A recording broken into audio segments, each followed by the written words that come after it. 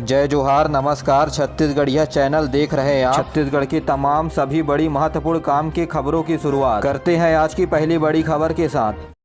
छत्तीसगढ़ में विधानसभा चुनाव के पहले चरण के तहत 20 विधानसभा क्षेत्रों में छुटपुट घटनाओं के बीच मतदान संपन्न हुआ। ताजा जानकारी के अनुसार शाम 5 बजे तक 71% मतदान दर्ज किया गया है। सबसे अधिक 79% भानु प्रतापपुर में मतदान हुए हैं और सबसे कम बीजापुर में 40% मतदान दर्ज किया गया है। मिली जानकारी के अनुसार पंडरिया विधानसभा क्षेत्र में 71%, कवर्धा में 73%, खैरागढ़ में 76 और डोंगरगढ़ में 77% मतदान हुआ।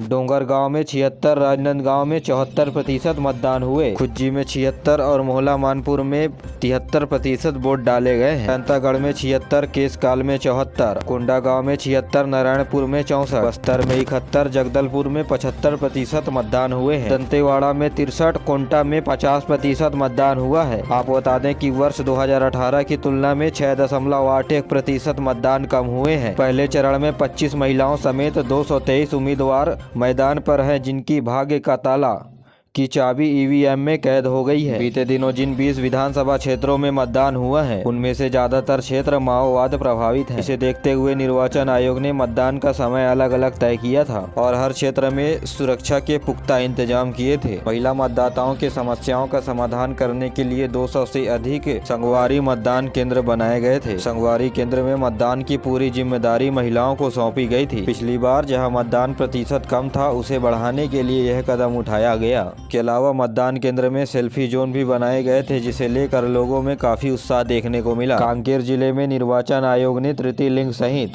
सहित सभी वर्गों के चुनाव में सक्रिय रूप से भागीदारी को सुनिश्चित करने के लिए एक अभिनव कदम उठाते हुए पाखांजूर इलाके में देश का पहला रेनबो मॉडल का मतदान केंद्र बनाया गया। अब बता दें कि पाखांजूर इलाके में तृतीय लिंग मतदान करने वाले मतदाताओं की संख्या अधिक है। तृतीय लिंग समुदाय के लोगों में फूल की वर्षा कर उनका स्वागत किया गया। इसके अलावा इस मतदान केंद्र में 4 तृतीय लिंग समुदाय के महिला सुरक्षा कर्मी को भी तैनात किया गया था। मतदान को लेकर बुजुर्ग, महिलाओं और युवाओं में काफी उत्साह देखने को मिला। मतदान केंद्रों में सुबह से ही लोगों की लंबी लाइनें लगी रही। कांकेर जिले के ग्राम मुसरपुट्टा की 112 साल की महिला पुलकित भारती ने मतदान किया, तो वहीं पाखांजूर में 102 साल के कड़क मंडल ने वोट डाला। वहीं डोंगरगढ़ में सरदार अमृत सिंह शादी के जोड़े में अपने परिवार के सदस्यों के साथ मताधिकार का प्रयोग करने के लिए मतदान केंद्र पहुंचे। तो वहीं बस्तर संभाग में 126 गांवों को आजादी के बाद अपने ही गांव में वोट डालने का मौका मिला। इन गांवों में इस चुनाव के दौरान पहली बार मतदान केंद्र बनाए गए थे। तो वहीं वोट डालने के बाद कड़ी सुरक्षा के बीच ईवीएम मशीन को स्ट्रांग रूम में जमा कराया गया है। तो वहीं प्रदेश में दूसरे चरण के तहत 17 नवम्बर को 70 विधानसभा क्षेत्रों में चुनाव होगा।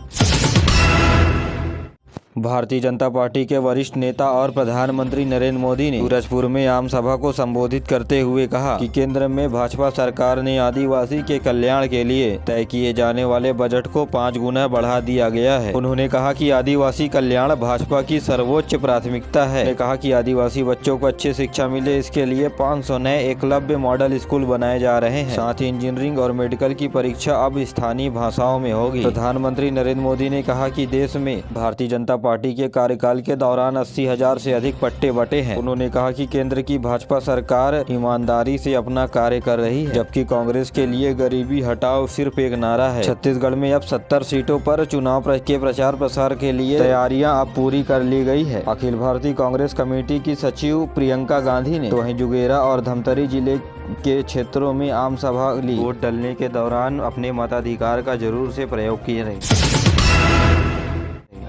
भारतीय राष्ट्रीय कांग्रेस ने चुनाव आयोग से शिकायत की है। भारतीय जनता पार्टी के द्वारा राज्य के विभिन्न क्षेत्रों में महतारी वंदन योजना का फॉर्म भराया जा रहा है और लोगों को ये प्रलोभन दिए जा रहे हैं कि हर साल 12,000 रुपए महिलाओं को मिलेंगे। इस बीच छत्तीसगढ़ जनता कांग्रेस जोगी के प्रदेश अध्यक्ष अमित जोगी ने जयपुर और रसूटा में आम आदमी पार्टी के पक्ष में प्रचार करने का निर्णय लिया है। वही बहुजन समाजवादी पार्टी के राष्ट्रीय अध्यक्ष मायावती चुनाव प्रचार के लिए 9 नवम्बर को छत्तीसगढ़ दौरे पर आ रही है। वे शक्ति जिले के हसौद और बिलासपुर में आम सभाएं लेंगे। छत्तीसगढ़ छत्तीसगढ़ के कई जिलों में बारिश का अलर्ट जारी किया गया है। बस्तर, कोंडागांव, दंतेवाड़ा, सुकमा, बीजापुर में हल्की बारिश हुई है।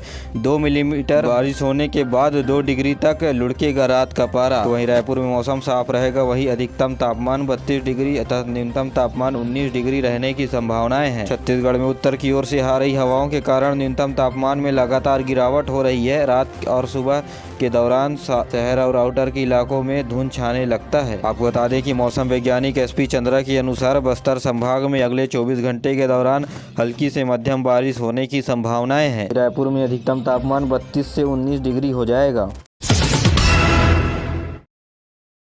केंद्रीय कृषि मंत्रालय ने देश के रबी फसलों की बुवाई का आंकड़ा जारी किया है। छत्तीसगढ़ में अब खरीफ फसल के बाद रबी फसलों की बुवाई शुरू हो गई है। कल शाम तक 50,03,000 हेक्टेयर पर बुवाई की जा चुकी है।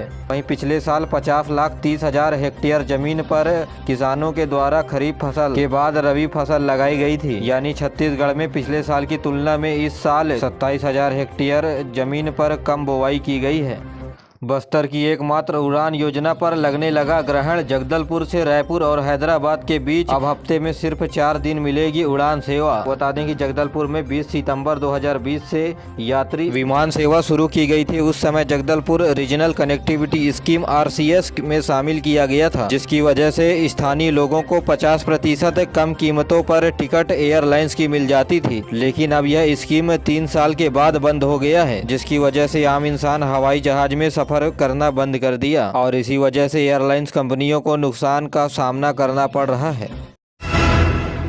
छत्तीसगढ़ पुलिस अब इजराइल देश से खरीदेगी ग्रेनेड लॉन्चर। करीबन आधा दर्जन घातक और आधुनिक हथियारों के लिए छत्तीसगढ़ पुलिस ने G20 बैठक के दौरान इजराइल के साथ साथ रूस से भी अनुबंध किया है। ग्लोबल टेंडर के जरिए खरीदी की जाने वाली स्नाइपर राफेल्स और ग्रेनेड लॉन्चर इजराइल के हैं। नक्सलियों का खात्मा करने के लिए साइलेंट AK-47 जल्द ही राज्य के सशस्त्र बलों के पास होगी। इसके अलावा UGBL grenade launcher, electronic firing rifle, night vision device के अलावा कमांडो के लिए जरूरी दूसरी गियर भी छत्तीसगढ़ के जवानों के पास होगी। तो वहीं टिफिन बम को खत्म करने के लिए anti mine infantry boot, bullet proof jacket और खास तरह की वर्दी भी खरीदी जाएगी। इसके अलावा 1 सेकंड में 10 गोली और 1 मिनट में 600 गोली फायर करने वाली बंदूकें खरीदी जाएगी, जिसकी मारक क्षमता 700 मीटर तक रहेगी, जो जंगलों में छिपे हुए नक्सलियों का खात्मा करने के लिए पर्याप्त होगी।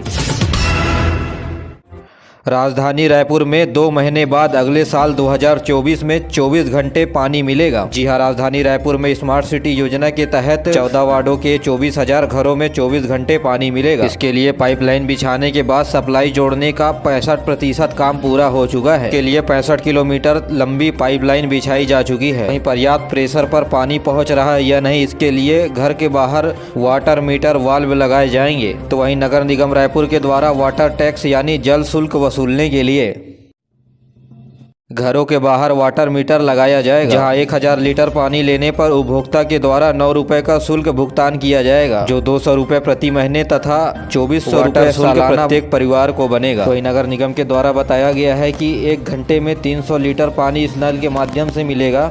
24 घंटे में अधिकतम 7200 लीटर पानी दिया जाएगा।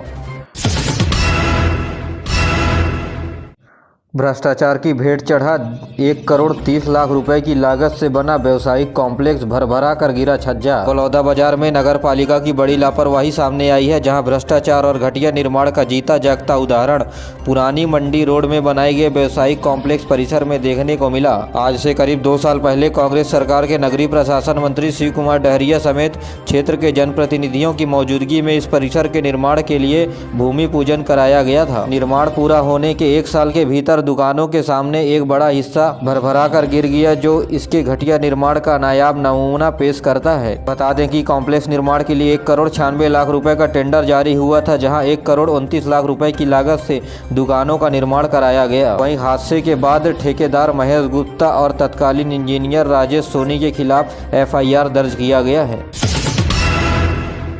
छत्तीसगढ़ में अचानक ट्रेनों की चाल में सुधार नजर आने लगा है। जो ट्रेनें 6 से 8 महीने से लगातार 3 से 4 घंटे विलंब से चल रही थी, उनकी रफ्तार अब तेजी से बढ़ी है। छत्तीसगढ़ में विधानसभा चुनाव के दौरान सरकार की छवि आम आदमियों के सामने अच्छी बनी रहे, इसके लिए ट्रेनों की लेत लतीफ आधे घंटे में सिमट गई है। वह इनमें से कुछ ट्रेन 1-2 दिन बिफोर आकर यात्रियों को हैरान कर दिया है। जी हां, आधी रात को बिलासपुर से होकर जाने वाली मुंबई हावड़ा गीतांजलि अहमदाबाद हावड़ा एक्सप्रेस दिन 1 से 1.5 घंटे विलंब से चल रही थी, लेकिन पिछले सप्ताह ट्रेन समय से पहले प्लेटफॉर्म पर पहुंच रही है। तो वहीं हरिद्वार पुरी कलिंगा उत्कल एक्सप्रेस को भी अब समय के अनुसार चलाया जा रहा है।